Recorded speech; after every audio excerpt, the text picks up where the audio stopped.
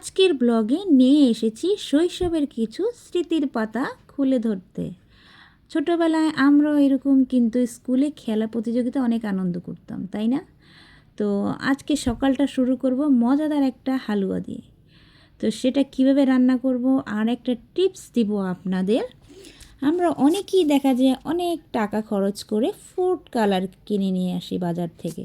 সেই food colour দিয়ে অনেক রকমের খাবার তৈরি করি, কিন্তু আজকে আমি যেই টিপসটা দিব সেটা হচ্ছে ঘরোয়াভাবে এবং আপনার কোনো খরচ লাগবে না, যেটা প্রতিদিন খাবারের মধ্যে থাকে সেখান থেকেই কিছু ফুড কালার আমি তৈরি করে নিব। আর এটা একদম সহজ, আর আশা করি আপনাদের এই টিপসটা ফলো করলে একটা কালারফুল হালুয়া তৈরি করতে পারবেন, আর খেতে কিন্তু দারুণ লাগে।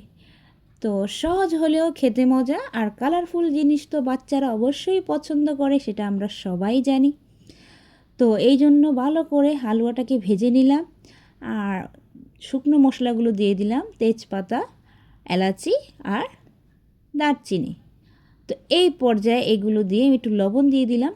হালুয়াটা রান্না করা কিন্তু অনেক সহজ, কিন্তু সেটাকে যদি কালারফুল করতে যান তাহলে অনেক সময় আমরা ঘরের সাধারণ সাধারণ নিম্ন বা মধ্যবিত্ত পরিবারের মানুষ আমরা কিন্তু চিন্তিত হয়ে যাই কিভাবে একটা কালারফুল হালুয়া বাচ্চাদের সামনে দেওয়া যায় যাতে তারা সকালের নাস্তায় খুশি হয়ে এরকম একটা নাস্তা খেতে পারে।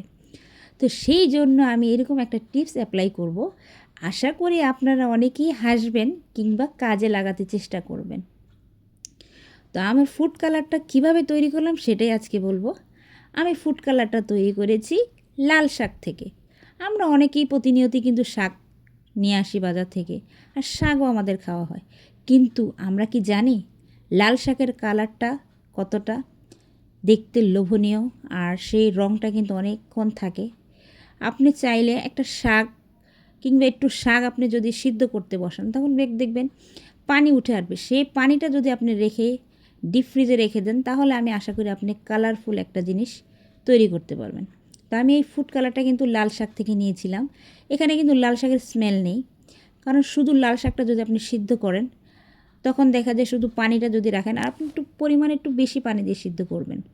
কারণ হচ্ছে যে শাকটা আপনি সিদ্ধ করবেন সেখান থেকে তো আপনি পানিটা রাখবেন, তাই এই জন্য একটু পানি দিয়ে সিদ্ধ করবেন। আর এটার মধ্যে যখন সিদ্ধ দিবেন তখন লবণ দিবেন না, তাহলে দেখবেন কি খুবই সুন্দর পানিটা যখন শাক থেকে বের হবে একদম কালারফুল হয়ে যাবে। তা আমি সেই রঙটাকে ধরে রাখার জন্য আমি সেই রঙগুলো নিয়ে নিয়েছি, একটা পাত্রে বাটিতে রেখে দিয়েছি এই রঙিন পানিগুলো। এখন ডিপ ফ্রিজে রেখে দিয়েছি, যখন আমার মনে চায় তখন এই কালারটা আমি ইউজ করতে পারবো। আর কালারফুল খাবার তো বাচ্চারা অবশ্যই পছন্দ করে, দেখতে যতটা লোভনীয় খেতে কিন্তু দারুণ লাগে। তো সহজেই এরকম একটা খাবার কম খরচে কিভাবে ঝটপট তৈরি করে দিলাম দেখুন, বাচ্চারা বুঝতেই পারবে না যে মা ঘরে এরকম মজাদার একটা খাবার তৈরি করে দিল। তো আমি হালুয়াটা আমার প্রায় হয়েই গিয়েছে। তো আমি হালকা কালার রাখবো হালুয়াটা, যখন পরিবেশন করব তার উপরে দিয়ে আবার একটু দিয়ে দিব, তাহলে দেখা যায় তার কালারটা একটু ব্যতিক্রম দেখাবে। যখন কাটবো তখন একটু লাইটিং আর একটু গাঢ় দেখা যাবে। তো আপনারা এরকম চাইলে করতে পারেন। তো আমি তো ঝটপট করে নিলাম, একটু ঘি দিয়ে দিলাম, এটা আমি ঘরে তৈরি করা ঘি। তো তৈরি করে নিলাম, আর আমার হালুয়াটা কিছুক্ষণ নেড়ে নিলেই হয়ে যাবে আমার হালুয়াটা। তো আপনারাও চাইলে এরকম সহজভাবে কিন্তু মজাদার একটা হালুয়া তৈরি করতে পারেন। আর আমি কিন্তু হালুয়াটাতে ঘিটা পরে দিয়েছি, আগে দেই নেই, কারণ স্মেলটা যাতে সুন্দর আসে, এই জন্য আমি লাস্টে দিই ঘিটা। তো আমার হালুয়া হয়ে গিয়েছে। এই পর্যায়ে আমি এগুলো যেগুলো দানা ধরে আছে, কারণ গরম দুধ ঢেলেছিলাম, আর গরম সুজিতে যখন কিছু ঢালবেন তখন দেখবেন দানা ধরে যায়। তো আপনারা অবশ্যই চেষ্টা করবেন দুধটাকে ঠান্ডা করে দিতে। তা আমার তো সময় কম ছিল, কারণ আমি স্কুলে যাব বাচ্চাদের, এই জন্য। তো হয়ে গেল রঙিন হালুয়া। আর আরেকটা নাস্তা সহজে তৈরি করে দেখাবো, যেটা দেখলে আপনাদের বাচ্চাদের মন খুশি হয়ে যাবে আর অনেকটাই কিউট লাগবে। আসলে আমরা যাদের কোনো প্রতিভা নেই তারা চাইলেই কিন্তু এরকম সুন্দর একটা পরোটা তৈরি করতে পারি। এটা কোনো ঝামেলা নেই, আর দেখতে সহজ, খেতেও কিন্তু ভালোই লাগে। তো বাচ্চারা অনেক সময় দেখবেন কোনো সুন্দর জিনিসের প্রতি তাদের আকর্ষণটা কিন্তু বেশি থাকে। তো আমি এখানে এক পিস হালুয়া ভরে দিলাম, ভরে এটা কি চাপ দিয়ে মিলিয়ে দিব। তারপর এটা রুটির মতো করে সুন্দর করে বেলে নিব। তো এভাবে যদি একটা পরোটা আপনি তৈরি করে বাচ্চাদের দিতে পারেন, আমি আশা করি তারা টিফিন কিংবা সন্ধ্যার নাস্তায় হলেও অনেক খুশি হয়ে যাবে। কারণ যখন এটা খেতে যাবে তখন কালারফুল দেখলে কিন্তু বাচ্চারা অনেকটাই লোভনীয় মনে করে পছন্দ করবে। তো এই জন্য আমি এখন সহজে এটাকে বেলে নিব। একটু তেল দিয়ে দিয়েছি, আপনারা একটু তেল দিয়ে দিবেন, তাহলে খুবই সহজে সুন্দর করে বেলে নিতে পারবেন। আর যেটা বললাম সৌন্দর্যটা, এটা আমি বেলার পর আপনাকে দেখাবো কিভাবে তার সৌন্দর্যটা বৃদ্ধি করলাম। তো সৌন্দর্য বৃদ্ধি করার জন্য আসলে আমরা অনেকেই বুদ্ধি খাটাতে পারি, কিন্তু অনেকেই দেখা যায় বুদ্ধি খাটাতে পারি না। তো বুদ্ধিটা আসলে যেভাবে আসুক না কেন আপনারা অবলম্বন করে দেখবেন, অবশ্যই আশা করি একটা না একটা বুদ্ধি তো চলেই আসবে যদি বাচ্চাদের খুশি করার চেষ্টা থাকে মনে। দেখেন আমি ছোট্ট একটা চামিচ নিয়ে তার পেছনের অংশ দিয়ে চাপ দিয়ে দিচ্ছি, একটা ফুলের মতো করে দেব। আসলে আমার কমন বুদ্ধি ছিল মাথায়, আর বেশি কিছু ভাবার সময় ছিল না।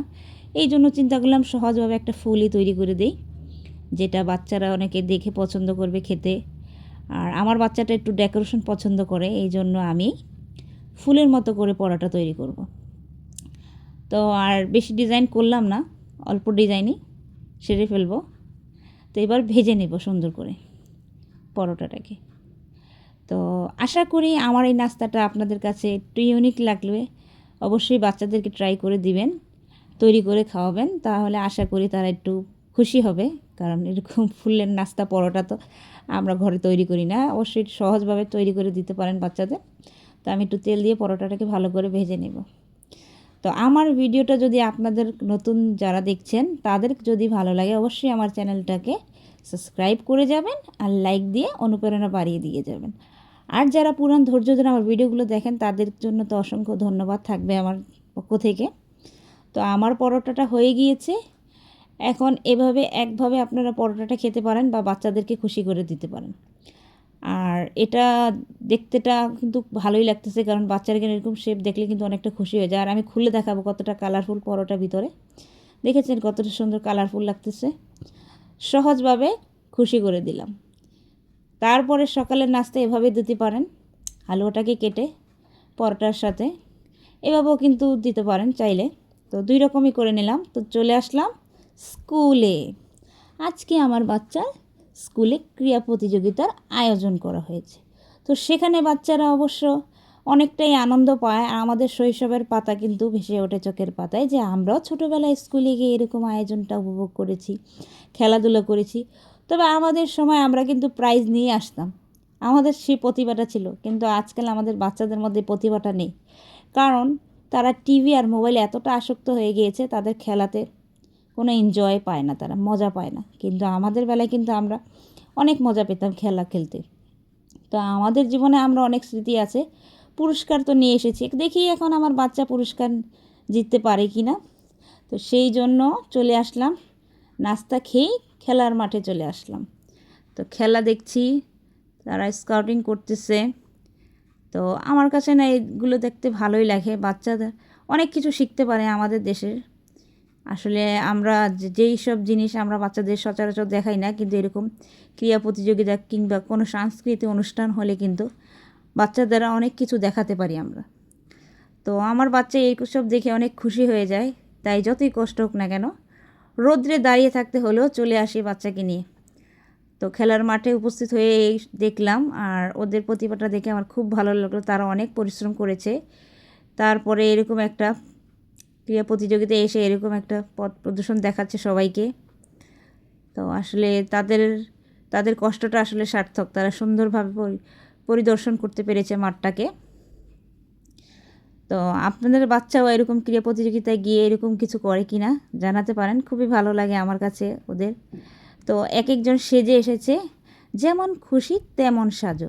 অনেকেই দেখবেন মা সেজে এসেছে, অনেকে জামাই বউ বর সেজে এসেছে, অনেকে চুড়িওয়ালি সেজে এসেছে, তাদের চুড়িগুলো দেখালাম। তো আসলে অনেকটাই আনন্দের সময় কাটলো। এভাবে আমি মনে করি আপনারাও অনেকটা আনন্দ পেয়েছেন আমার সাথে সাথে। যদি পেয়ে থাকেন তাহলে অবশ্যই একটা লাইক করে যাবেন।